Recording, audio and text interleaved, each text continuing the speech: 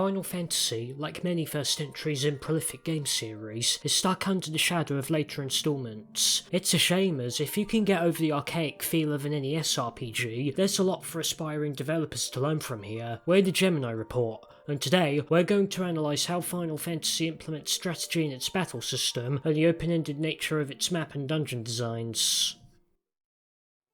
Despite Final Fantasy's infamous buggy mechanics, the intelligence stat being particularly noteworthy, the developers still succeeded in crafting an engaging battle system thanks to how they implemented strategy. This is prevalent from the start, where the opponents are simple to beat, but only if you had the foresight to purchase some equipment beforehand. If not, well, prepare for some lengthy battles. This fits into Hiroyuki Ito's vision of a battle system similar to NFL, where the team strategizes together before playing. Here, you have to strategize what equipment or spells to prioritize with the limited money pool you start with, and whether to grind for more gear or storm Garland with what you currently have. Thus, the player is engaged right off the bat without having to participate in any battles. The first boss, Garland, represents another pivotal point during development, that being the elemental system. This was put in by Kawazu, who wanted to implement Western RPG aspects from titles like Dungeons & Dragons that weren't present amongst its contemporaries. Because the game was made due to the growing popularity of JRPGs on both sides of the globe, this makes perfect sense as Western players will be sold true gameplay aspects that are familiar to them. What floor you're meant to get from Garland is unclear, but you're still awarded for saving up your spell charges through his fire weakness.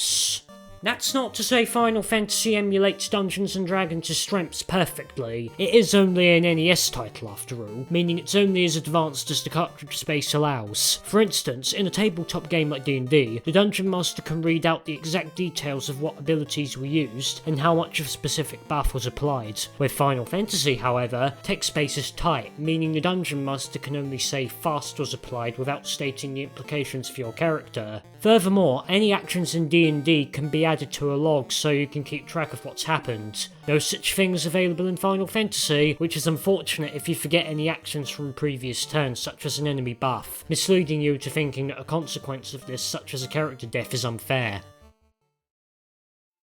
Once you beat Garland, tougher foes become available. Ogres in particular hit much harder than anything beforehand, thus we return to Ito's philosophy where you have to strategize on how you'll get around them. Strategizing is also emphasized with the pirates, who can quickly gang up on one member. Final Fantasy is coded so that the member who is nearest the top of the list will be most likely to be hit, meaning you have to focus on organizing your party layout based on who should be taking the brunt of enemy attacks. Once you receive the boat, the developers begin to provide a new method of challenge without simply making the opponent stronger again. This time, you have to face mobs of Sahagins with high evasion stats, meaning simply mashing the attack button won't always work here. It's at this point when mage classes begin to receive more spell charges, encouraging more frequent magic use. What better method to motivate this than through opponents who are less susceptible to physical attacks? Around this section is the first real dungeon. This time, poison use is prevalent.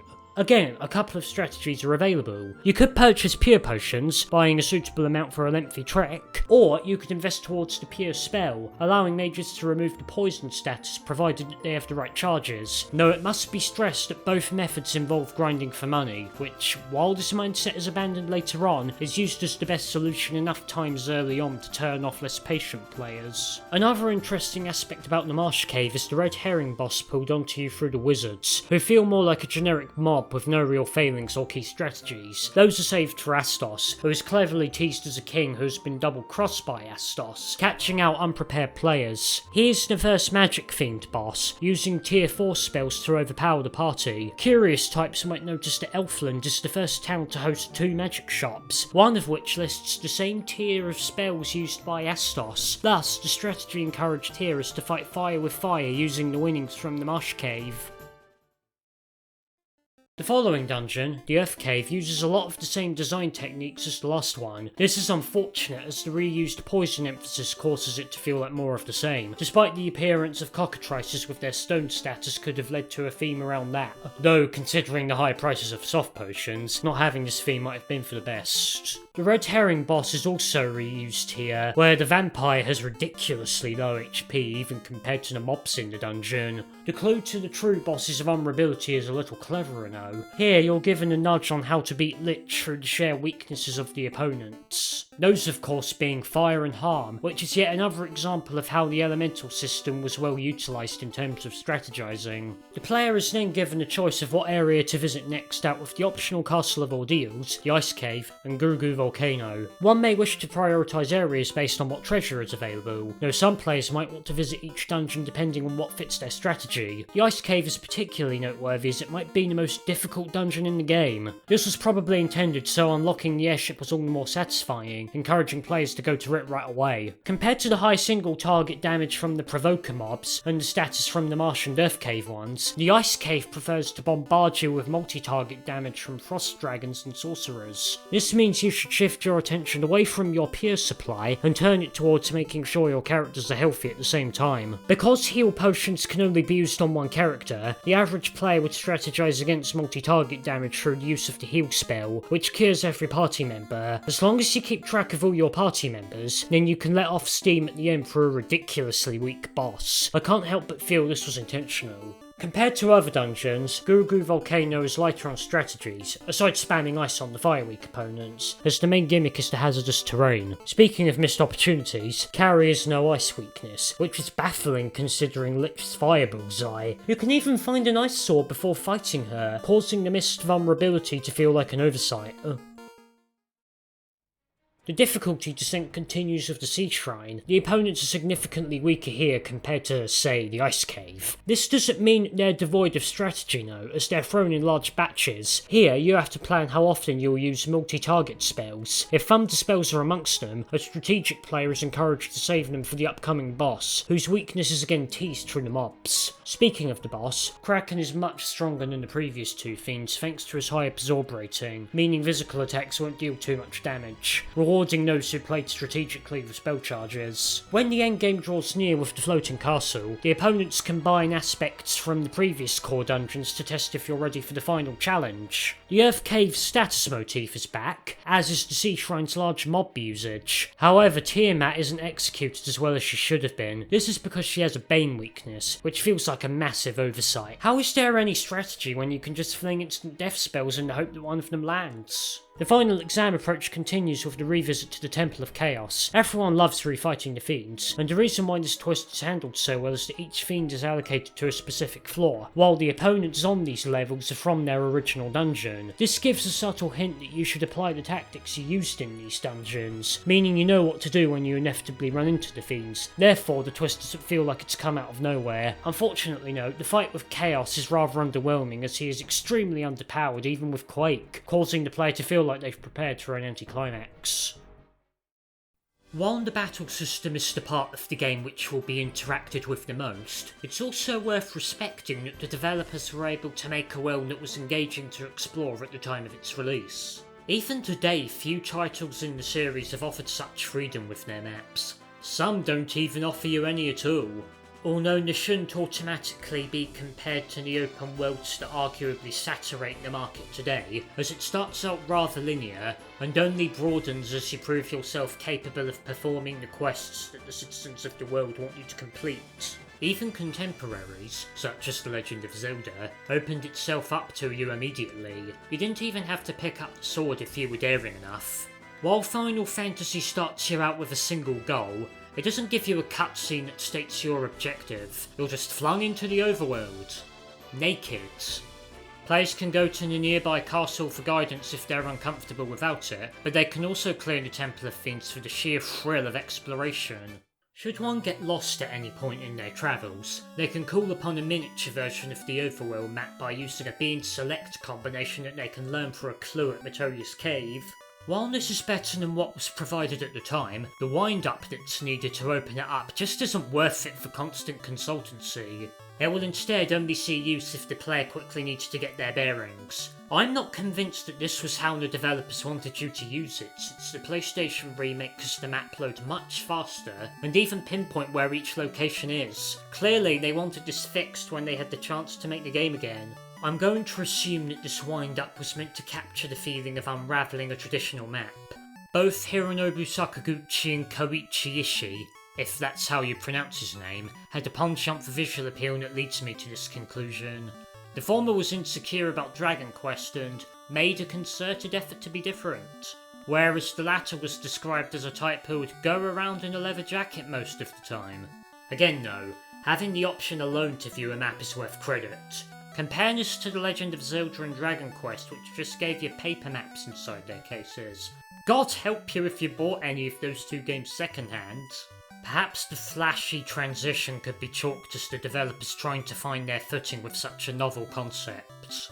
I believe that the world itself is very well structured despite the simple landmarks. A conjecture I have is that it's split into 4 sections, one for each of the first 3 orbs, with the last playing a supportive role since the 4th feeds in the sky. I wasn't there when the game was being developed, so I can only speculate that the team created areas and placed them into boxes based on their significance. In this case, these boxes were the hypothesised 4 sections. For example, Matoya's Cave's important to the Earth Orb's position of the world, whereas the Crescent Lake's important to the Fire Orbs. Like the emphasis on visuals I mentioned earlier, the use of orbs was done to differentiate itself from Dragon Quest. With that in mind, it's very possible for the world to be structured the way it is to emphasise their importance in the storyline. Again, I can't confirm if this was the case, nor if this analogy is any good, but it at least suggests that everywhere added is important to the bigger picture in some shape or form. As more hardships are endured, the player earns several means of exploring the world outside of just walking. These 3 forms of transport which are offered include the boat, the canoe, and the airship. Each of these are faster and smoother to control than just walking, making you want to use them as often as possible. Sort of like how using a car or a bike will be more exhilarating than simply walking to somewhere that's of a longer distance. The encounter rate also gets lower with each new vessel, getting to a point of facing no opponents when using the airship. This helps to make these feel learnt after what you needed to do to get them. As a neat bonus, the boat has a hidden slide puzzle. Although cryptic to access, it's a neat way of breaking the monotony and getting a bit of pocket money. According to the man who implemented it, Takashi Takita, this was the first minigame in an RPG, making it an impressive feat on release. What's interesting about the 3 vessels is that the newest doesn't completely outclass the last one. The canoe can only travel across the smaller rivers that the ship's too big for, and there are a few places which are surrounded by forests that the airship can't park on. Instead, a nearby body of water will need to be traversed by either ship or canoe to get to the destination. It doesn't mean much in the long run, but it's respectable that the developers tried to make use of each asset that they had for as long as they could. After all, if they were going to make you ditch each old model, they may as well gone all out and given you the airship from the Provoking Pirates.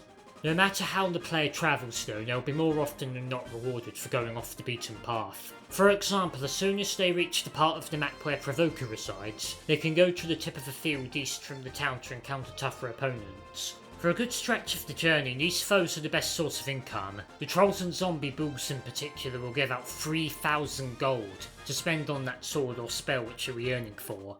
Dungeons at that time also seemed to be going for the open-ended approach. Final Fantasy was no exception. However, the first dungeon, the Temple of Fiends, is a linear path to the boss without any other floors to visit nor puzzles to solve. What it does have, however, are detours which lead to treasure. This is a nice treat for any who found their visit to be anticlimactic. The dungeons open up structurally starting from the Marsh Cave. As soon as you enter, you have 2 pathways to choose from. One will have some treasure, and another will lead to a lower floor with a wide space to explore. Despite this known, the cave isn't open enough to confuse the player with any puzzles or mazes that could cause them to get lost. Clearly, the developers were opting for a gradual approach when removing the training wheels, which makes sense here as this is the sort of dungeon that will make many quit out of frustration. The ice cave's the next time we see an open approach. Here there's more of a puzzle to solve. A series of holes must be navigated later into the trip in order to defeat the iron that guards the floater needed to use the airship. Their first attempt was a good idea on paper, causing you to have to remember each wrong move you made and gain an idea as to how the dungeon's network needs to be traversed, but in practice it only affects a lone floor. I wouldn't have as big of a gripe about this if the concept was explored in a few more dungeons. Since it isn't, the puzzle ends up feeling like a last minute addition to spice things up. I feel that the Sea Shrine has a similar problem. This dungeon thrusts you into the 3rd floor as opposed to the first one, meaning you can either go 2 floors up or down. They'll have to go through both either way to progress through the story, but giving them the choice anyway changes the way they interact with it. If one were to only focus on the boss, then they'd be at a roadblock when visiting the Lethian town and the citizens' complex language. Meanwhile, those who took their time and explored the whole dungeon would have found the hiding place of the mermaids, as well as the slab that's needed to learn the dialect of the Lethian civilization. I'm not trying to suggest that the goal was to turn players into Buddhist monks, but rather try an idea that isn't railroading to a boss with some treasure to collect along the way. They probably wanted you to have a way of meeting the mermaids and learning about their struggles against Kraken without loading a dreaded info dump before starting the area. Again though, the key issue here is that this is the sole dungeon to have this kind of design despite being an interesting approach. I suppose that I can only wish for so much more, since anything else would either be too early to a point of turning anyone off, or feeling that an NES game can't risk to have. I may have glossed over quite a few dungeons here. This is mainly because they aren't open-ended so much as they are experimenting with different approaches. Some examples being Mount Golg's floor hazards, and the Chaos Shrine's payoff to the characters and key items established at the start. These sorts of areas have enough material for their own videos, they just won't have a place without interrupting the pacing of what's already proving to be a meaty section. What I will say is that the two dungeons listed as examples are probably the best in the game due to how well they execute what they set out to do. To conclude, Final Fantasy is quite a bit to teach upcoming JRPG developers despite its age and some buggy mechanics. Its battle system was carefully crafted so that strategy was at the forefront regardless of what point you were at. This was done through a well-implemented weakness system and clever enemy placement which gives a subtle nudge as to what to use and when.